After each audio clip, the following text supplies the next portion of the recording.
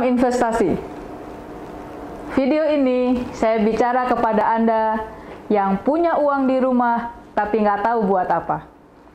Selama ini uang Anda disimpan di mana? Rekening, deposito, atau di bawah bantal? Bagaimana jika ada ide bahwa uang itu bekerja untuk Anda sementara Anda tetap ada di tempat tidur seperti ini?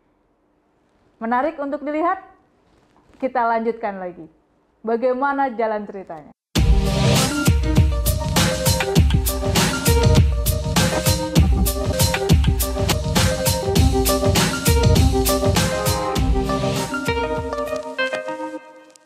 Bapak Ibu, kita tentu punya tujuan dalam memilih uang. Dalam mengumpulkan uang maksud saya. Tapi setelah uang kita kumpulkan, kira-kira apakah kita happy dengan hasil yang kita dapatkan dari uang itu?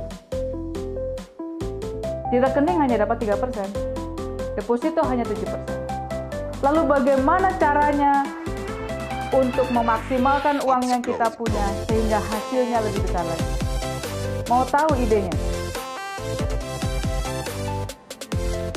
Kita lihat, jika kita punya uang 100 juta, hasil berapa yang Anda ingin dapatkan? Jika 7%, maka hasilnya 7 juta dalam setahun. Jika 3%, hasilnya maka 3 juta saja.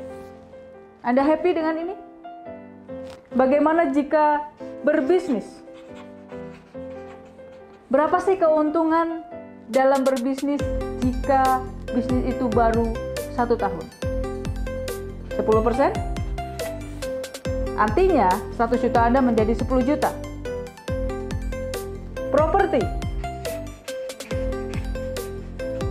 Berapa persen yang Anda harapkan pertumbuhan dari properti yang Anda punya? 10% juga? Kemudian, bagaimana jika ada ide bisnis menggabungkan bisnis dengan properti? Artinya, Anda, kita semua berbisnis properti. Jadi tidak hanya sekedar membeli Bapak Ibu, tapi berbisnis properti. Membangun, menjual, mengambil keuntungan. Tapi saya nggak punya pengalaman, saya nggak punya skill yang cukup, saya nggak tahu apa yang harus dilakukan dalam berbisnis properti. Jangan khawatir, bagaimana jika konsep ini kita berpartner dengan developer yang sudah berpengalaman, yang sering show out dagangannya.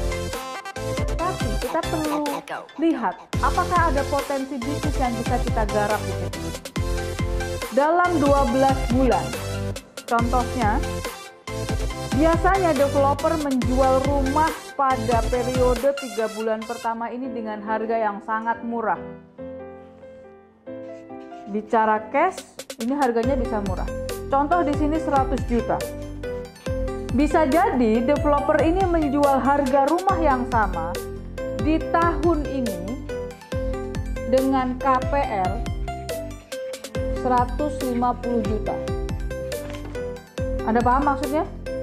Jual rumah di sini dengan cash di awal tahun, tapi karena membelinya KPR, maka harganya seolah-olah harga 1 tahun kemudian. Ambil contoh, 150 juta. Maka keuntungannya 50% sendiri untuk developer. Tapi Bapak Ibu, jika developer ini ingin supaya cash flow-nya lebih lancar, tapi tidak ingin pinjam ke bank, maka apa yang harus dilakukan? Kita lihat ada kesempatan bisnis di situ. Jika kita membeli KPR, bagi developer agak susah mengatur cash flow. Karena yang kita bayarkan ke developer dari 100 juta ini hanya DP 20%. Kalau harganya 100 juta, 20%-nya berapa? 20 juta saja. Kira-kira dengan 20 juta itu, bisakah membangun rumah seperti yang dijanjikan? Belum tentu. Maka disitulah letak opportunity bisnisnya Bapak Ibu.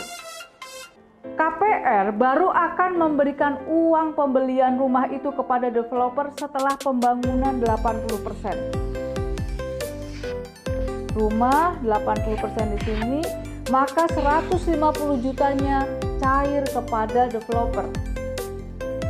Lantas bagaimana developer membangun rumah sementara DP-nya hanya 20%? Disitulah letak bisnisnya. Kita bantu developer seolah-olah kita membeli tunai 100 juta di awal, maka developer bisa membangun rumah itu dengan uang kita ini sampai dengan kondisi 80%.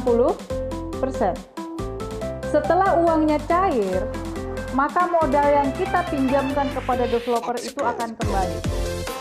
Lantas kita dapat apa? Ingat, developer menjual 100 juta, harga pokok 100 juta, di harga 150 juta, seolah-olah harga 1 tahun kemudian. Berarti keuntungan developer berapa? 50% dari pokok modal. Maka Anda sebagai investor mendapatkan separuhnya, 25% untuk investor. Artinya Anda tidak ngapa-ngapain, ada di tempat tidur, uang Anda bekerja untuk Anda. Hasilnya 25% setahun. Menarik? Jika ini menarik dan bermanfaat buat Anda, jangan lupa subscribe channel kami, komen, share, dan like. Supaya apa? Supaya banyak orang di luar sana mendapatkan kesempatan bisnis seperti yang Anda dapatkan. Salam investasi.